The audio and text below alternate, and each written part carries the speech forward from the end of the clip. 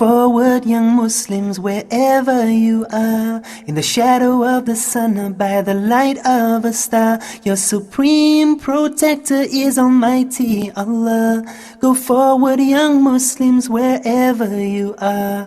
Go forward, young Muslims, whoever you are. Press forward and forward to the light of Allah, and repeat, Alhamdulillah. Go forward, young Muslims, whoever you are. Assalamu alaikum wa rahmatullahi wa barakatuh. Welcome to our program, Teens and Parents. I am your host, Bilal Abdul Kareem. And in this show, we're going to be discussing how we can bridge the gap between parents and, who else, of course, teens. You notice the name of the show. Well, we have a very special guest who's going to be joining us here today. And he is a psychologist who will help us to understand some of these topics, insha'Allah ta'ala. Let's take a quick break. We'll come back in just a few short seconds, and we will continue with teens and parents. Don't go away. So it has to do with society you live in to an extent, because if you go to the more developing and third world countries, they're not going to be spending all their time on the internet. Maybe the families, they're going to be doing more family activities. So you can either be a family who supports, you set limits on your kids. A lot of people, they let it go to the point where they can't set a limit anymore on how much TV their kids are watching, how much computer they're using. So I think that's the biggest obstruction to a family bond. Welcome back. Let's begin our program. Teens and Parents, that's the name of the program.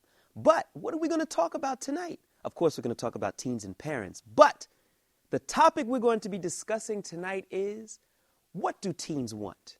What do parents want from their teens? This is the topic we're going to be discussing here today. But since I'm not really a doctor, not a sheikh, who really wants to listen to my comments? Well, don't worry about it. We've got somebody here that is worthy to be listened to, insha'Allah ta'ala. Let me introduce my first guest. He is a psychologist who practices in the United States, also in Egypt and other parts around the world. He is Dr. Yasser Al-Ma'nawi. And I would like to greet you with Assalamu alaikum wa rahmatullahi wa barakatuh. Wa alaikum assalam wa rahmatullahi wa barakatuh. Dr. Yasser, we've got some problems. Already? Already. Okay. And we need you to help us to solve them. This is why you're here. Tonight, we're going to be discussing about teens. Yes. Okay? Yes. They're not children anymore. Mm-hmm. And they're certainly not grown-ups just yet, even though they think that they are. That's for sure. So then the question goes out. What do teens want? Well, teens want a lot of things. But some of them are validation, acceptance. They want to be heard from the parents. They want their freedom. They want their independence. I can go on and on and on and on. And this is where the problem starts. If you ask any teenager, what's the nature of your relationship with your parents? He or she are going to tell you, well, my parents don't listen to me. My parents, when they speak to me, they speak at me. They don't speak to me. And their relationship is just not there. They do not understand. They are from a different world. They're from a different generation. So at this point, you have a break in the relationship. To build a relationship, that starts from way before teenagers. And at the same time, when teens are growing, parents are growing with them, so that the relationship takes a different shape. Teenagers become more independent, and parents have to learn to become more independent as well, meaning that they have to let their teenagers be independent. They're not the little kids that they once were before. Okay, I want to make sure we can get the full benefit and understand this. Okay. What exactly does they talk at me really means? What does that mean? And what does they talk to me? What's the difference? And if you can give us an example. Talking at somebody is when you do this, don't do that. Why did you do this? Why didn't you do that? It's always accusatory. There is an accusation in there. Talking to somebody has more acceptance, has more love, has more understanding. When you have a conversation, give and take, it's a two-way street. That's the difference between talking at somebody or talking to somebody. And then the other side of that is when somebody's talking, the other person is listening. So now, teenagers would tell you parents are not listening. Why? Because the parents have a preconception about what they want from their children. And if they don't get it, then they get upset. Or they say, well, there's something wrong with you. I don't know what's the matter with you. Or right away they start saying, well, are you doing drugs or something? What's going on here? So teenagers feel like they're not being listened to. Parents don't listen. They just have a box, and they want to fit the teenager in the box. And that's a problem in there. Okay, so we're not connecting with the children in this day and age. Like you said, we're seeing these through life through a different lens. You're seeing black, your son or daughter is seeing white. I mean, how are we going to get back onto the same page? Because as long as we have this, this is a difference of perception. Mm-hmm. Because the father is saying, I specifically asked you to come home at 8 p.m. Yeah. You came home at 10. I'm not happy. I'm not right now, I don't want to talk with you. I want to talk at you. Is he justified in that? He is and he's not. This is what I call a communication breakdown. Because if my son, for instance, hypothetically speaking, is supposed to come home at 8 and he came home at 10, first I have to inquire and ask him what went on. What was the problem? Why weren't you home at 8? After I asked him, are you okay? Is everything all right? That gives him the feeling that I'm concerned about him. I'm not only concerned about the rules and regulations. And then after we clear the whole thing up, then I'll tell him, okay, you're either excused or you're not excused. The choice is mine at that point. If he gave me a good excuse why he was late, then I understood. Okay, that's fine. If he made a minor mistake, it's up to me whether to excuse him or not.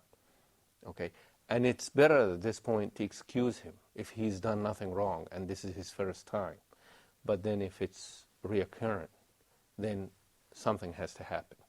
Okay, but you find most parents at this point, they tell you, okay, without even listening. I told you to come at 8, you came at 10, next week you're not going out. Just like that. So that is not possible. That breaks down the communication. It breaks down the relationship. You didn't actually try to draw him on your side. You pushed him away from you. I heard a concept or heard of a concept that's called understanding before being understood. I think you probably heard of this before. Yes. Tell us, how can we equate this with the communication problem that parents and teens are obviously having? Remember, it's a two-way street. Yes. Yes. How can we apply this rule? What happens is that I have to understand where are they coming from. Okay, I have to understand the life that they are living. Okay, the good, the bad, and the ugly, everything. And at the same time, I have to explain to them the good from my point of view. Then it's a discussion that we're taking there. It's actually more than that, because I show them my way of life, they show me their way of life, even though I don't need to see it because I don't agree with it. Okay, but I'm not going to be able to make them or draw them in my side unless if I go down to their level and pull them up with me. That's the only way. That is the only way to do it. There is no other way. I know a lot of parents who would punish their teenagers. It doesn't do anything. Punishment meaning grounding them, or they end up doing whatever they want to do anyway. So what happens when, and it's common, the parents get caught in a loop and the children get caught in a loop. Nobody's listening. Mm-hmm. This one will come home. Why did you come home late? Oh, mama, you're always on my back. Get off my back. Don't talk to me like that. And then it just continues. Yes. When it's like this, there's no communication. How can you get back on track? You get back on track by letting go of the anger, simply by breaking the cycle. You have to get out of the cycle. How do you do that? Instead of the kids coming home and you staying home, why did you come late, and you start the whole thing all over again, take them out for a change and speak with them while you're out. Change the scenery of the whole situation. Change the way you speak to them. Maybe they will understand. Because, you see, it's just like somebody would hit his head in a wall 10 times and then will say, okay, I'm going to hit it now the 11th time and it's not going to hurt me. It doesn't make any sense, you see. So you have to change, parents have to change what they're doing if it's not working out. It's their job. It's not the child's job. It's not the teenager's job. It's the parent job. Okay, Dr. Yasser, you might be right. I said might. I might. Okay, now we have a teenager here who he's going to help us to understand the other side of it, because you and I, we're not teens anymore. No. So what we're going to do, we're going to take a break. We're going to bring the other side of this argument here. Hopefully we can get some clarity and some understanding. I'm Bilal Abdul Kareem. Teens and parents, come back in just a few short minutes, inshallah. Family bond is getting around the television, watching the Super Bowl or watching TV every night. And I mean, sometimes it's okay, fine, you watch a movie as a family, but I mean, 3-4 hours a day, this has become the only family activity, or the computer. So, I don't know, the way to strengthen it possibly is to have a common relationship, common goals. One hindrance I would say of myself and my parents is we don't see eye to eye on many issues. I don't need to go into more detail, but when you don't have a common outlook on life and school and everything like that, I mean, you're going to have this unstable relationship. And, one side has to try their hardest. So, but I would say the main factor in the destruction of the family life would be the outcome of this television and entertainment industry, the digital industry, which is kind of, I think that's the biggest obstruction to a big family bond. And they even say once families have dinner together, the kids, they'll stay away from things like drugs and sex and so on and so forth. But now, okay, the dinners are killed because the kids are going upstairs eating on the computer and their dinner plate on the table in front of them. Forward, young Muslims, wherever you are, in the shadow of the sun or by the light of a star.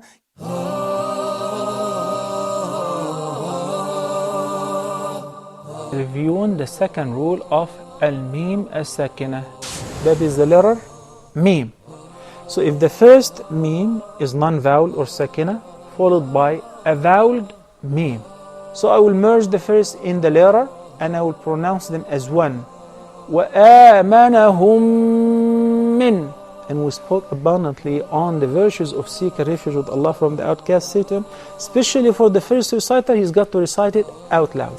وَالسَّمَاءِ ذَاتِ الْبُرُوجِ. أعوذ بالله من الشيطان الرجيم. بسم الله الرحمن الرحيم. فإذا جاءت الصاخة.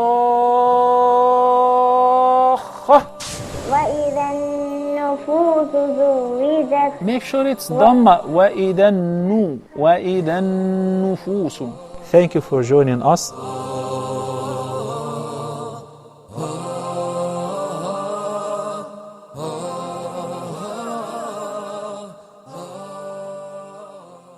Forward, young Muslims, wherever you are, in the shadow of the sun or by the light of a star. Assalamu alaikum. Welcome back to Teens and Parents. We have our other guest here. We have a young man who is from America, and he's going to tell us a little bit about himself. His name is Taha Thompson, and I would like to greet you with Assalamu alaikum wa rahmatullahi wa barakatuh. Wa alaikum salam wa barakatuh. Mr. Taha, where are you from? Virginia, America. Oh, I mean, we know by now you're from America. But where in America? Virginia, Norfolk. Norfolk, Virginia. Yeah. Okay. You've heard some of the things that the doctor has been saying and all, and so we want to get your side of it. Let me ask you a question. Point blank question. What do teens want from their parents? Respect, freedom. They don't want to be controlled. I guess you could say everything almost. Everything. Okay. Are we talking at him yet? No, not yet. Not yet, okay. Not yet. Try hard. You're on one side, I'm on the other side. He's in the hot seat. Okay, listen, Taha. You just bear with us for a little bit because we're here because we want to understand. Okay, you say you want freedom and you don't want to be controlled. This is what teens want from their parents. Now, my question to you is this. What do you think that parents want from you? What do you believe that they want? They want you to respect them, of course, and to be a good kid, grow up, go to school, get a good degree, good grades, hang out with good friends, stay away from bad things, and, like that. Okay, can I probe a little bit deeper? What they want you to be a good kid. What does that entail? What's a good kid? Someone who listens, doesn't do bad, stays away from bad things, or at least tries to, and doesn't hang out with the wrong group because you turn out like them. And, I guess that's it. Okay, now I want to ask you about communication. Let's say that you said Pop, Dad, Baba, or whatever you say, I want to go out with my friends. And we're just going to go hang out and just, do the things that young people do. And I guess we'll get into that in a few more minutes. But you say, I want to go out. He says, okay, Taha, it's not a problem. But make sure you are here by Maghrib. Maghrib. Okay, he's smiling already. I think he's seen this before. Maghrib comes and you haven't arrived. You're late. You know you're late. But you were having such a good time, the party just kicked off half an hour before Maghrib, can't leave now. Guess I'm just going to have to take some verbal lashings. Because it's clear what time you're supposed to be back. Come on now, you understand the way the situation goes. Yeah. Now you walked into the house. Now we've been discussing this issue of talking with you and talking at you. So my question would be, how would you like for your father or mother to handle that situation? You've just come home. It's now Isha time. The door opens and in you step. I'd like to be talked to and not at. No. It's not going to be that easy. What would you like for him to say? Can I pause for a second here? Dr. Yas, I'm going to bring you in on this thing, if I can. Go ahead. But I'm going to take away your doctor title and all of your degrees. You are now Taha. I'm Taha. You're Taha. Okay. And Taha is the father. Yeah. You've come home late. And you've heard the story. Mm-hmm. Now, Taha, there he is. What do you say to him? Why were you late? You're supposed to be here at Maghrib. You're grounded for a week. Just like that. Just hear me out. I had a reason. Can I just tell you what I had? Can I tell you what happened? You were supposed to be here at But Dad, this is like we just started. Like it was after Maghrib already, and we just started. It's not my fault. You should have been home at Maghrib. But I couldn't leave. They were all my friends over there, and I couldn't leave. Okay, time out. Okay, Taha, don't hit him. Okay, what we have here now, would that be the way that you would want for your parents to deal with you in this circumstance? No. It wouldn't be, would it? No. Now, let's redo this thing all over again, and you deal with Taha in the way you would wish for your parents to deal with you. How would that be? So you're going to be the parent and he's going to be the child. What way would you want them to approach you? You've just closed, or I should say, you've just closed the door now. Mm-hmm. He's standing in front of you. You are the parent. How would you want to be dealt with in this issue? Now, when I count to 3, I don't want you to do a lot of thinking about it. I just want you to now respond to him. He's closed the door now. Now, when I get to 3, you start, okay? 1, 2, 3, go. Oh, what took you so long? You were supposed to be here at Maghrib. Oh, I'm sorry, Dad. Anything happened? Are you in trouble? No, not really. It's just the party didn't start until Maghrib time. And we did pray together, and then we sat down together, so the time just went by, and I didn't know. Before I knew it, it was Aisha time. So I came home running. Okay, you're dismissed. Thank you. Can I go out again? Okay, now. Okay, this is good. Now, this is the way that you would want to be dealt with, right? Yeah. Good. We like that. That was on Monday. It's Wednesday. Dad, I would like to go out to go and be with some of my friends again. Now, what time did you say to be home? Maghrib time. Okay, we've got a good understanding here. Everybody with me so far? Yeah. All right. So out Taha goes, hops on the bike, and he's out with his friends. They're not having a good time. It's Asr time. The other guys couldn't come outside, it rained, or whatever the deal was. It's about 45 minutes before Maghrib. And then, hey, there's so-and-so, and he's with so-and-so, and the party's just starting. It's 20 minutes before Maghrib, and it's raging strong. Okay. Taha comes in late again. Couldn't leave the party. Party was too good. Okay, he just walked through the door. And this is what happens, we're not exaggerating. Because what happens when the problem comes in is when it becomes a reoccurring thing. Mm-hmm. So now it's become a reoccurring thing. There's an issue at hand. Okay? Keep in mind that you have to deal with and keep your family on the straight path. With me? Yes. Okay. Your obligation is to see that your father has as many gray hairs as he can possibly have on his head. On 3, we're going to take it again. Deal with young Taha the way you would want to be dealt with. 1, 2, 3, go. Well, what happened? What took you so long this time?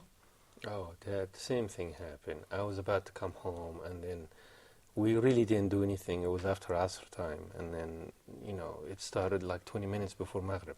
But this keeps happening. But I'm sorry, Dad. I wouldn't do it again, I promise. But this time we're going to have to punish you. You're not going to be able to play with your friends this time. Can you just let me go one more time? I promise I wouldn't do it again. I don't know. You might get punished. Maybe you have to clean the kitchen or something. Oh, okay. But does that mean I'll go out again? Yes.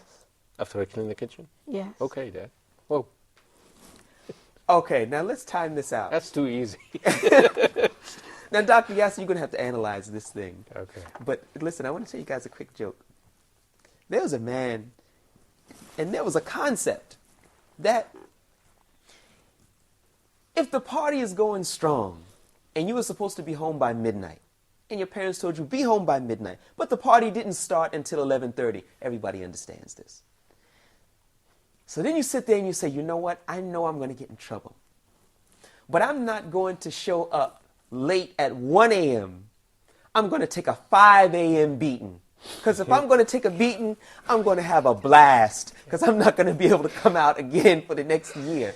Look, Dr. Yasser is going to help us to understand this, and we're going to switch this thing back. We're going to give him back his title as doctor and all of his credentials, and we're going to try to understand what just took place here. Bilal Abdul Kareem, teens and parents, stay with us. Go forward, young Muslims, wherever you are, in the shadow of the sun or by the light of a star. Your supreme protector is Almighty Allah. Go forward, young Muslims, wherever you are. Go forward, young Muslims, whoever you are. Press forward and forward to the light of Allah, and repeat, Alhamdulillah. Go forward, young Muslims, whoever you are. Go forward, young Muslims, whoever you are.